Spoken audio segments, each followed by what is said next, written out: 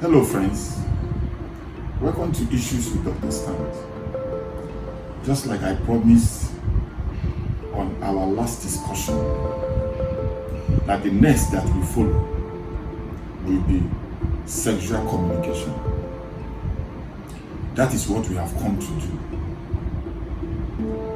I choose to discuss sexual communication not because that is the only communication that relationship and marriage is required,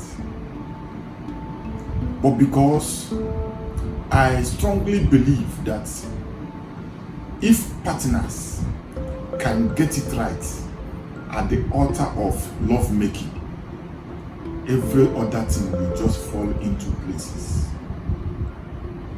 That is why I have chosen to discuss sexual communication among other communications. To start with, I want to give us a kind of definition on what I think sexual communication is all about. In my own understanding, sexual communication is a process by which a couple open up to one another or to themselves before, during, and after lovemaking, with the aim of getting sexual satisfaction. It is a discussion that takes place either before, either during, or after sexual relationship, after lovemaking. The aim will be to be able to get sexual satisfaction from each other. That is what sexual communication is all about. That is what sexual communication is trying to make us understand. However, to engage in this type of talk, to begin to discuss this type of issues as regards to this communication we are talking about, it needs a high level of trust and acceptance. There must be this high level of trust between the partners, high level of acceptance between the partners, for this communication to flow the normal way it ought to. The partners must be able to trust themselves. In that trusting, they will know that if this person complains about this, it means he or she is sincere about it. They must be able to trust themselves that this person is not saying this to spite me, to bring my self-esteem low, but he is doing this or she is doing this to correct me, to put me in the right track so that we can flow together. Sexual communication do not bring about only sexual satisfaction, but also an overall relationship satisfaction and adjustment. When you communicate with each other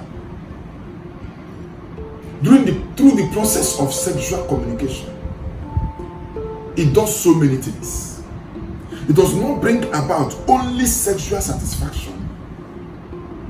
It could also bring about relationship satisfaction.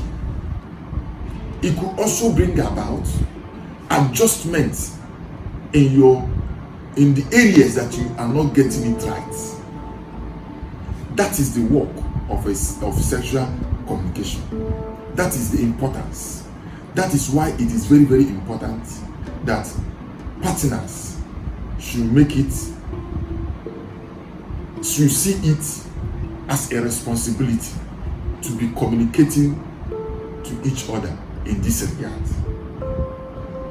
Sometimes it may feel as if both of you are from another world, that both of you are from world apart, which is important to talk it out because of the way you understand yourselves.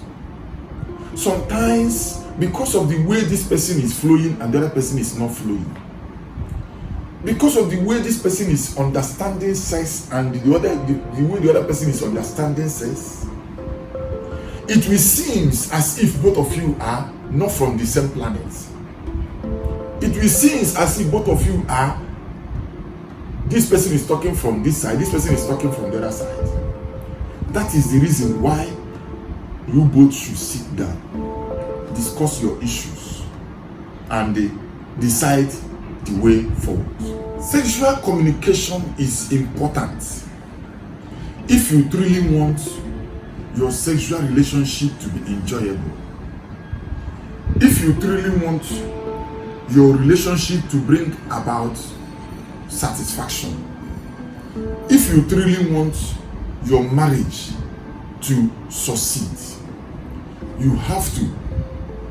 there have to be a room for sexual communication in your marriage.